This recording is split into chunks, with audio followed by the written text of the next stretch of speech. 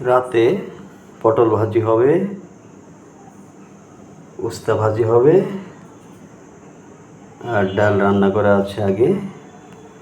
এর ভিতরে ডাল আছে রান্না করা। রাত্রে খাবার হয়ে যাবে যথেষ্ট, একা মানুষ। পটল ভাজি, উস্তে ভাজি আর ডাল রান্না করা আছে, ডাল দিয়ে হয়ে যাবে রাতের খাবার। মোটামুটি চলবে।